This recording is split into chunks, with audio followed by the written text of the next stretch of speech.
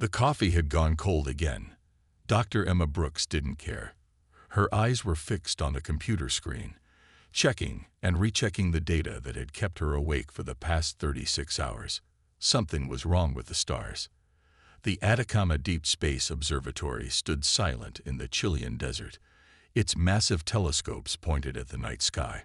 Inside the control room, Emma's fingers flew across the keyboard, comparing star charts from the past 6 months.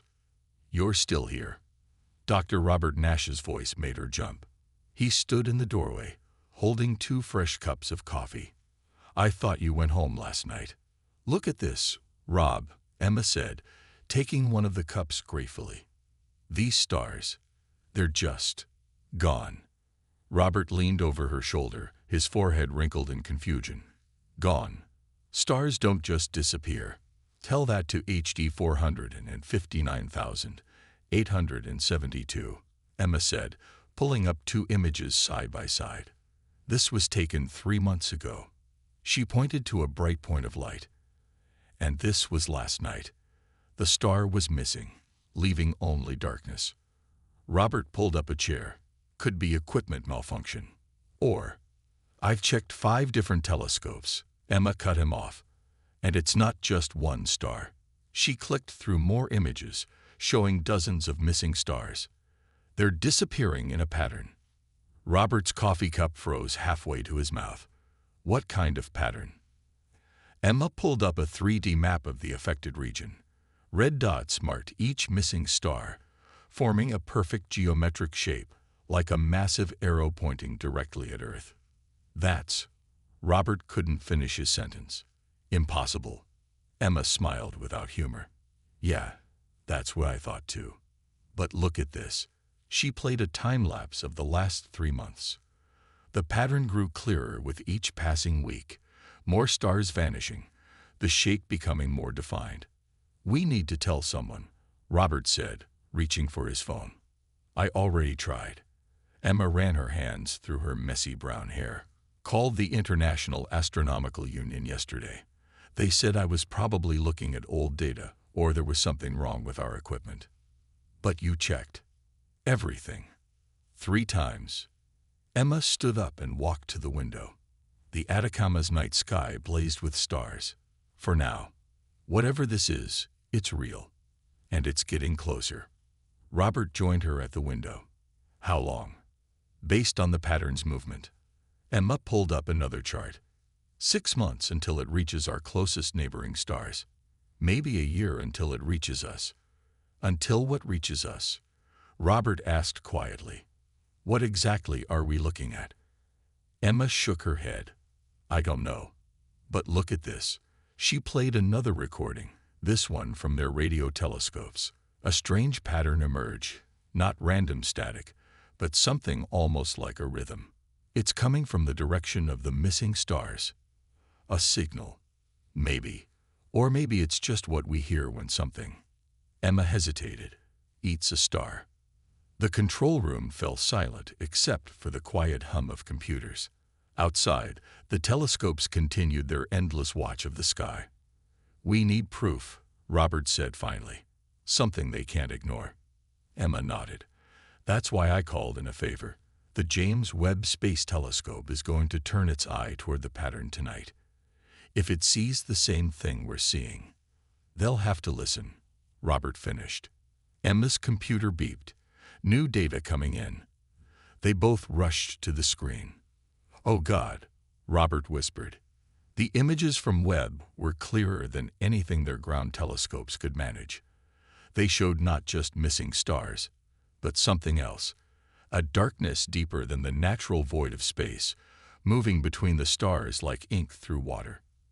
Emma started typing frantically, documenting everything. "We need to send this to everyone. Every observatory, every space agency. Something's coming, and we need to be ready." As if in response, the radio telescope's speakers crackled to life. The rhythm they'd heard before was stronger now, more distinct. It sounded almost like words, but in a language no human throat could produce. Emma and Robert shared a look. Humanity had always wondered if we were alone in the universe. Now, As they stared at the approaching darkness that was swallowing stars, they both had the same thought. Maybe we were better off when we thought we were alone.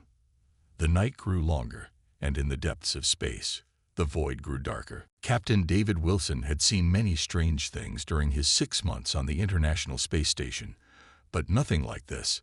He pressed his face closer to the window, trying to make sense of what he was seeing.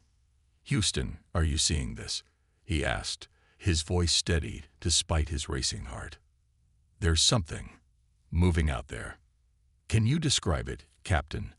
The voice from Mission Control crackled through his headset. "It's like..." David paused, searching for the right words. "Like watching a shark swim under dark water. You can't see it clearly, but you can see where it displaces things around it." At NASA's headquarters, Lisa Carter sat up straighter in her chair. The young engineer had been tracking strange patterns in their satellite data for weeks. Now, as she watched the live feed from the ISS, her screens began lighting up with alerts. "We're losing contact with military satellites in Sector 7, she announced. Same pattern as before. Her supervisor leaned over her shoulder. "Show me." Lisa pulled up the data. Each satellite went dark in exactly the same way. First the communications, then the power, and finally all signals stopped.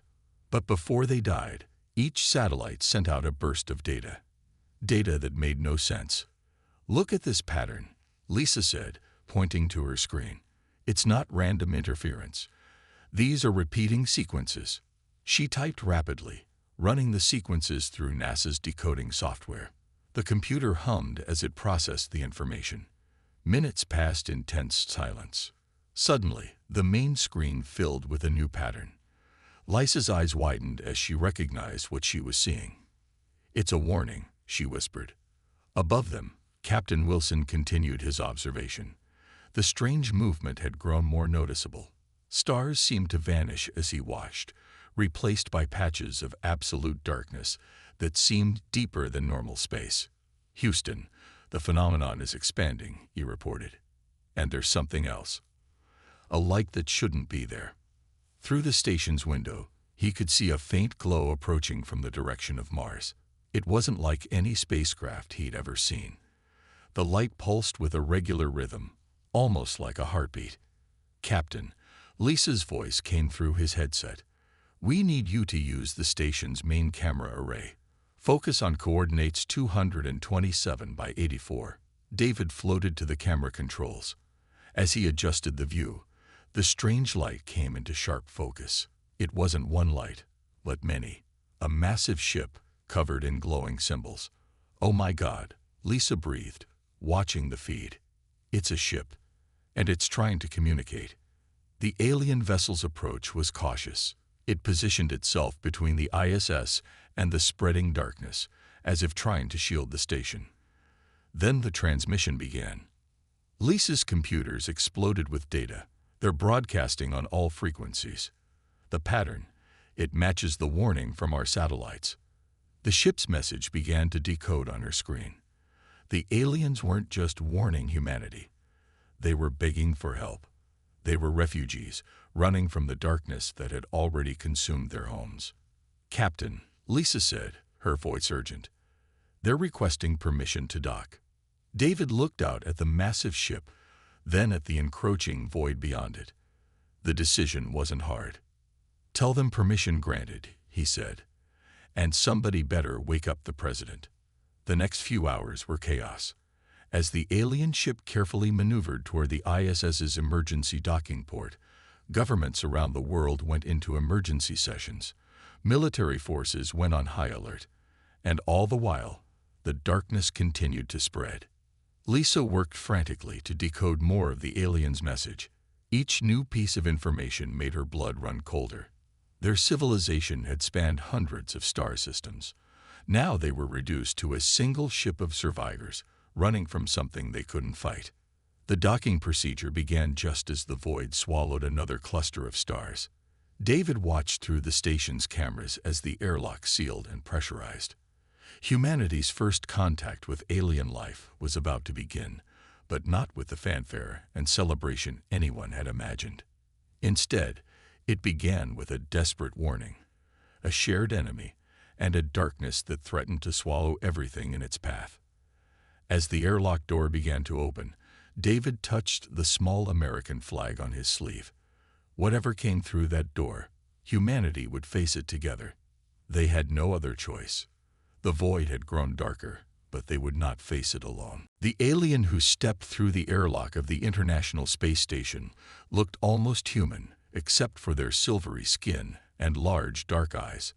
Captain David Wilson noticed they moved carefully in the zero gravity, as if they had done this many times before. "I am Kilara," the alien said in perfect English, their voice created by a small device at their throat. "Last chief scientist of the Meridian Alliance.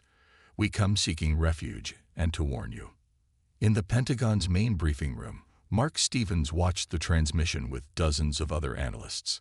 As the military's top expert in threat assessment, he had been called in the moment the alien ship appeared. 300 star systems, Kilara continued, displaying a hologram from a device on their wrist. That was the size of our civilization just 6 months ago. The hologram showed a vast network of stars and planets. Then, one by one, the stars began to go dark. "The darkness came without warning," Kilara said. "We thought it was a natural phenomenon at first, a strange void between stars. By the time we understood what it was, half our worlds were already gone." Mark leaned forward, studying the hologram. "What exactly is it?" he asked through the direct link to the ISS. Kilara's large eyes seemed to grow darker. "We called it the Consciousness Eater. It doesn't just destroy stars and planets. It consumes the minds of every living thing it touches, those taken by the darkness. Their bodies remain, but empty. No thoughts, no awareness, no soul." The room fell silent. On screens around the world, billions watched as Kilara shared more data. "The darkness moved with purpose," they explained. "It wasn't just a force of nature. It was hunting." "But why did you come to Earth?" David asked. "Why warn us?" "Because you're different." Another alien stepped forward, this one shorter than Kilara. "We've been studying your broadcasts for years. Your minds, they have a strength we've never seen before." Mark noticed something in the data streaming across his screen. "These readings from your defeated worlds," he said. "The pattern of attack. It's not random. The darkness went after your most advanced planets first." "Yes," Kilara confirmed. "It targets organized consciousness. The more developed the civilization, the more it attracts the darkness." "Then we don't have much time," Mark said, looking at his colleagues. "Based on these patterns, Earth is already on its radar." The Pentagon erupted into action. Officers rushed to phones, analysts dove into the alien data, and emergency protocols were activated worldwide. "There's something else you need to know," Kilara said, their voice growing more urgent. "We found a way to fight it, but we discovered it too late. Our most powerful weapons did nothing against the darkness. But we noticed something strange in our last battles." Kilara displayed another hologram, showing a scene of combat. A massive dark mass approached a planet, but in some areas it seemed to recoil. "Fear," the alien said. "The darkness feeds on fear. But when our people faced it without fear, when they stood together in defiance, it weakened. For the first time, we saw it retreat." Mark's mind raced with the implications. "That's why you came to Earth," he said slowly. "You've been watching our broadcasts, our history. You've seen how humans react to threats." "Your species is unique," Kilara agreed. "You don't cower from the unknown. You challenge it, fight it. Even when afraid, you stand your ground. This strength, it might be our only hope." David looked out the station's window at the alien ship, and beyond it, to the growing void that was now visible to the naked eye. "How long do we have?" "At its current speed," Kilara consulted their instruments. "The darkness will reach your outer solar system in 2 weeks. Mars in 3. Earth in less than a month." Mark stood up, his decision made. Then we have a month to prepare the largest defense in human history. He turned to his team. Get me every major military leader on the line. We're going to need everyone for this. As the room burst into activity, Kilura watched with something like hope in their large eyes.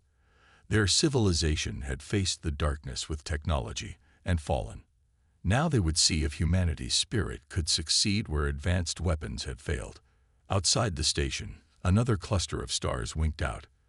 The void grew darker, but for the first time since their worlds fell, the aliens felt something they had almost forgotten: hope. The war for consciousness itself was about to begin. The United Nations building in New York had never been so crowded. Leaders from every country sat shoulder to shoulder, their usual political differences forgotten in the face of extinction. On the main screen, Dr. Laura Chen stood at the podium, her hand steady as she presented her findings. The aliens were right about consciousness, she said, pointing to her data.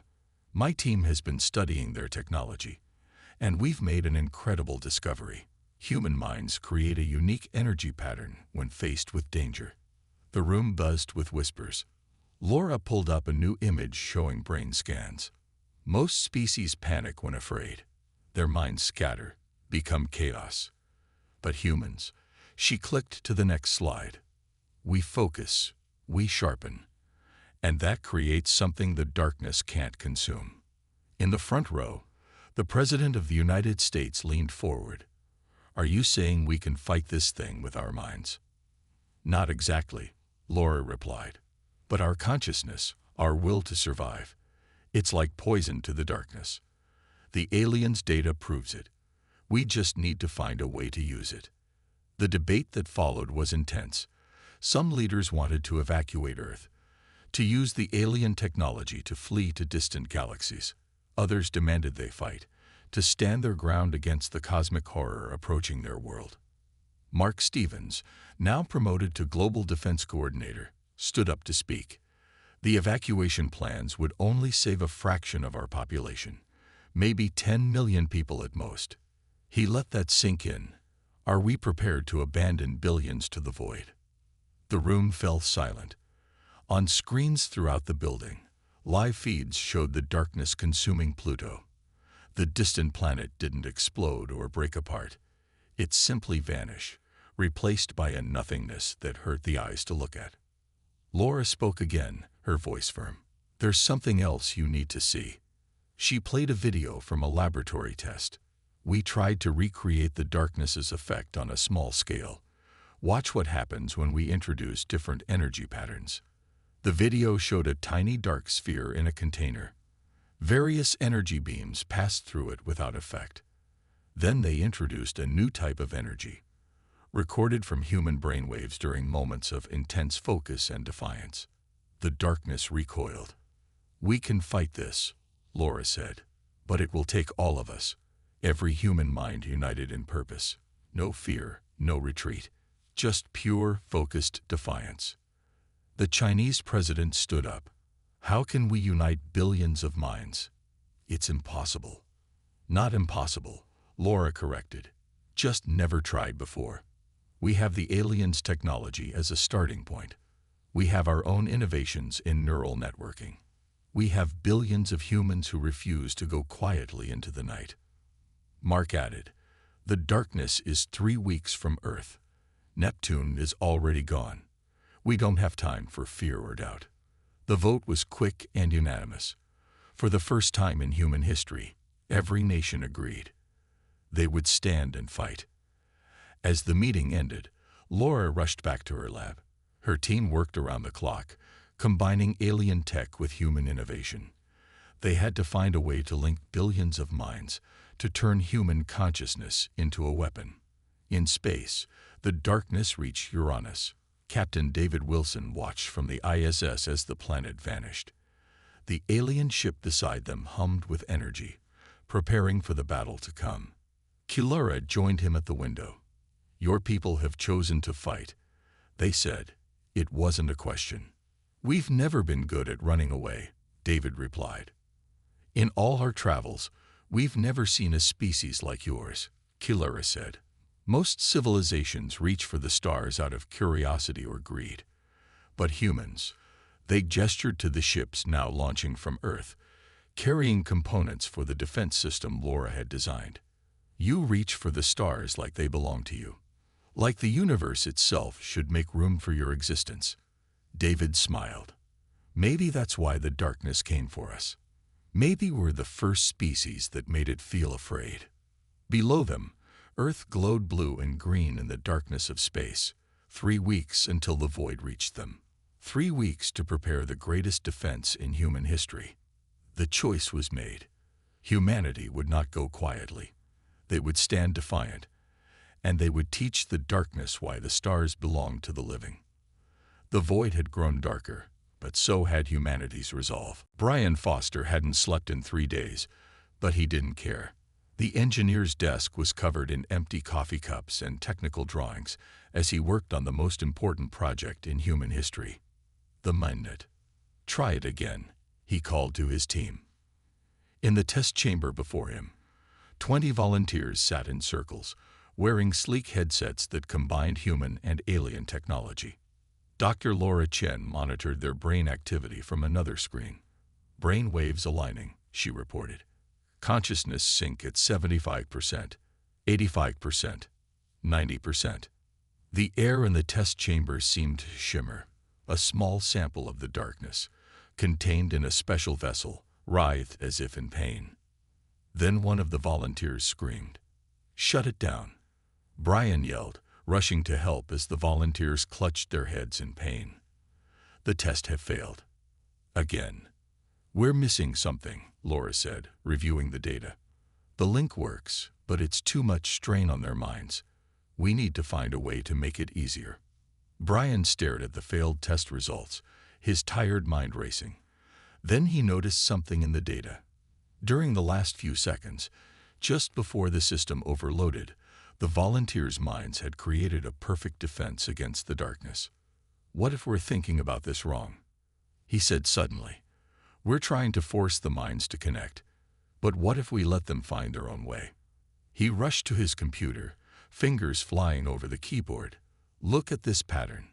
When people naturally work together, play together, even pray together, their minds naturally sync up. We don't need to force it. We just need to help it happen." Laura's eyes widened as she understood. Like a conductor doesn't force the orchestra to play. They just help everyone stay in time. For the next 2 days, they'd rebuilt the system.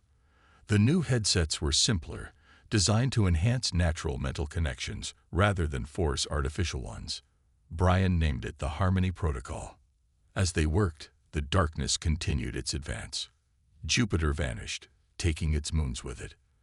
The alien ship reported that the void was moving faster now, as if eager to reach Earth.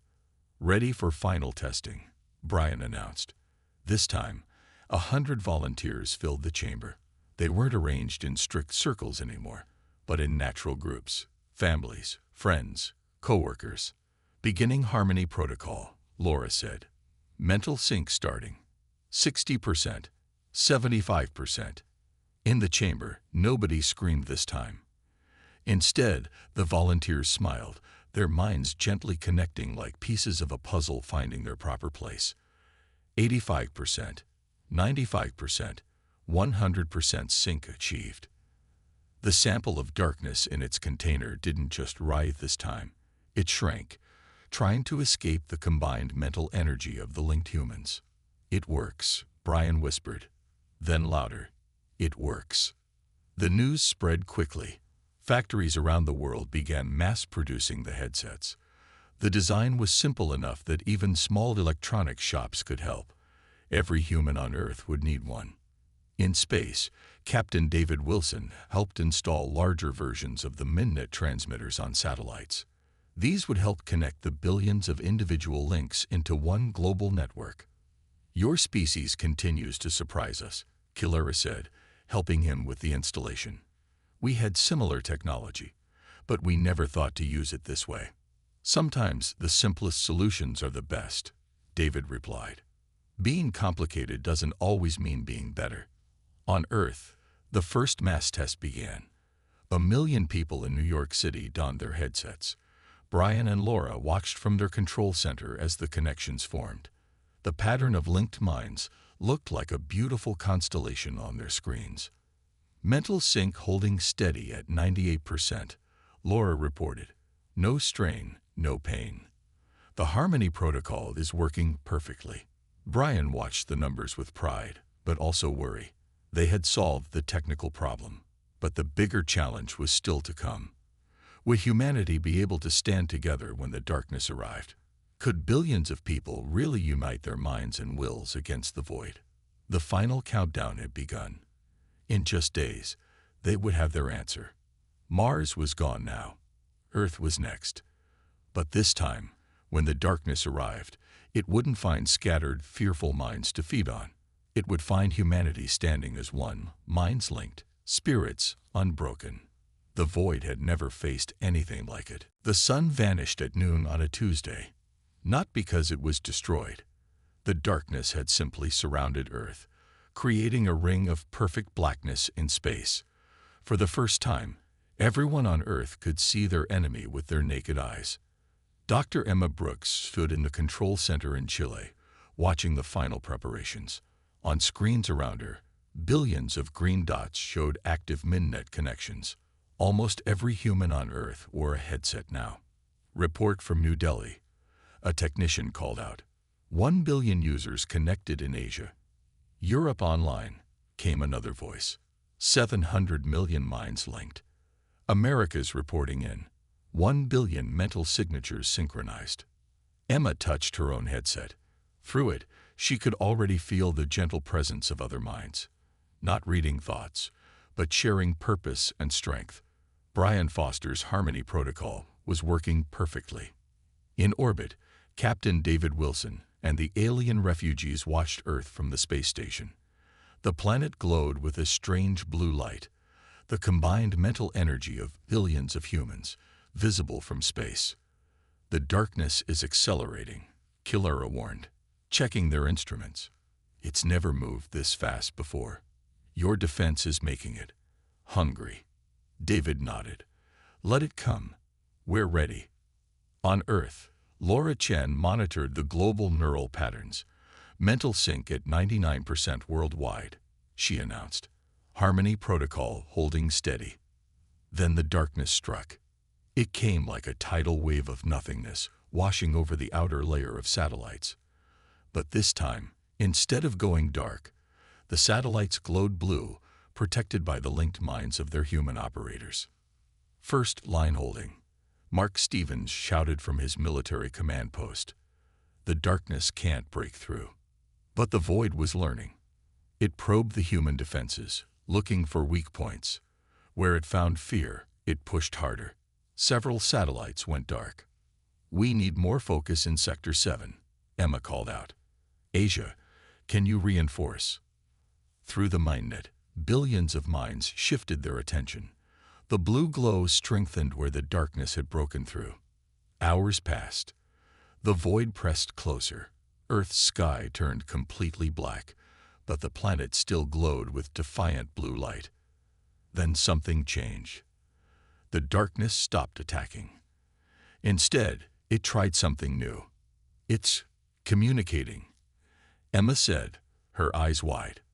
Through the MinNet, everyone felt it, a vast, ancient consciousness reaching out to them. Images filled their linked minds. Endless darkness, eternal hunger, countless civilizations consumed. The darkness was showing them its nature. It was a predator that fed on consciousness itself, growing stronger with each mind it devoured. But in humanity's linked minds, it found something new. Not just defiance, understanding. It's afraid, Laura whispered, voicing what billions felt through the network. It feeds on fear because it's afraid itself, afraid of ending. Emma stepped forward, and through the MindNet, billions moved with her in spirit. We need to show it something else. Not fear, not hatred, something it's never seen before. Through the network, she shared her idea. Billions of minds understood and agreed. As one, Humanity reached out to the darkness, not with fear or anger, but with an offer. Coexistence. The void recoiled, confused. In all its ancient existence, no prey had ever offered to share rather than surrender. No species had ever stood before it and offered peace instead of running away. For a moment that felt like eternity, nothing moved. The darkness pressed against Earth's mental shield, not attacking now, but feeling, learning. Then, slowly, it began to change. Where the void touched the blue light of human consciousness, it didn't destroy or consume.